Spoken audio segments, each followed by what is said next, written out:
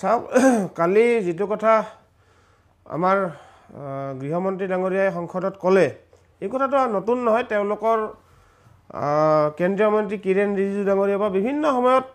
বিজেপিৰ বিভিন্নজন মুখপাত্ৰ হওক মন্ত্ৰী হওক সাংসদ হওক নেতাই হওক এইটো কথা সম্পূৰ্ণৰূপে 62 চনত প্ৰয়াত প্ৰধানমন্ত্ৰী জৱাহৰলাল নেহৰু ডাঙৰীয়াই অসম সম্পৰ্কে বা উত্তৰ পূব সম্পৰ্কে কৰা মন্তব্যক লৈ আসলতে মিছ ইণ্টাৰপ্ৰিটেশ্যন কৰি আহিছে এটো অসমৰ মুখ্যমন্ত্ৰী হিমন্ত বিশ্ব শৰ্মা ডাঙৰীয়াও এই ধৰণে মিছ ইণ্টাৰপ্ৰিটেশ্যন কৰিছে কিন্তু হেমত ইণ্ডো চাইনা ৱাৰৰ সময়ত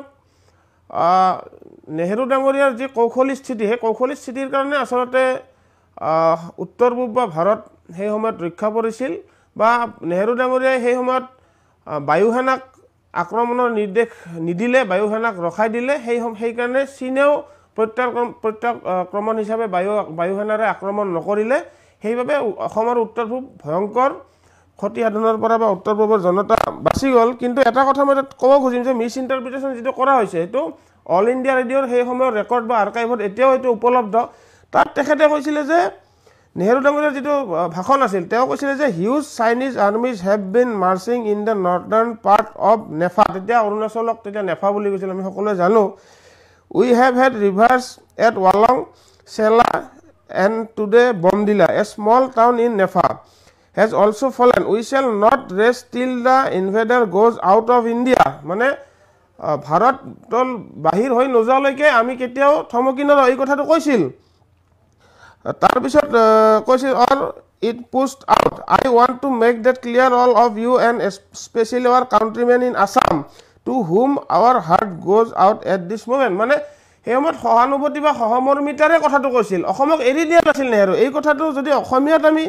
ক'বলৈ যাও অসমীয়াত ক'বলৈ গ'লে সেই সময়ত তেখেতে এই কথাটো কৈছিল যে যিটো সময়ত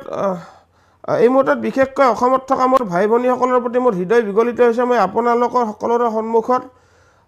এই কথা স্পষ্ট কৰি দিব বিচাৰিছো যে আমাৰ ওপৰত জোৰকৈ জাপি দিয়া এই যুদ্ধৰ মাজতে হোৱা এনেবোৰ পৰাজয় আমাক লক্ষ্যৰ প্ৰাপ্তিৰ পৰা অকনো বিচ্যুত কৰিব নোৱাৰে শেষলৈকে আমি বিজয় সাব্যস্ত নোহোৱা পৰ্যন্ত যুঁজি যাম আপোনালোকৰ এই প্ৰতি অংগীকাৰেই মোৰ শেষ কথা মই নিবিচাৰো যে কোনো ভাৰতীয় কে যুদ্ধৰ প্ৰাৰম্ভতে ঘটা আমাৰ এই পৰাজয়ৰ ঘটনাই প্ৰভাৱিত কৰিব যুদ্ধৰ শেষ ফলাফল সম্পৰ্কে মনত এটা নেতিবাচক ধাৰণা প্ৰশ্ৰয় দিব এই মুহূৰ্তত বিশেষকৈ অসমত থকা মোৰ ভাই ভনীসকলৰ প্ৰতি মোৰ হৃদয় বিগলিত হৈছে মই আপোনালোক সকলোৰে সন্মুখত এই মানে এই কথাটো স্পষ্ট কৰি তেওঁ সহমৰ্মিতাৰে এই কথাখিনি কৈছিল তেওঁ কোনো ধৰণে অসম বা উত্তৰ পূৰ্বাঞ্চলক বিদায় দিয়া নাছিল এই সম্পূৰ্ণ কথাটো হয়তো গৃহমন্ত্ৰী ডাঙৰীয়াৰ এই ধৰণে তেওঁক মিছ ইণ্টাৰপ্ৰেট কৰা হৈছে তেওঁ হয়তো ইমান এই দহকৈ এই কথাটো পৰিচয় বা আৰ্কাইভত চোৱা নাই এই কথাটো সম্পূৰ্ণৰূপে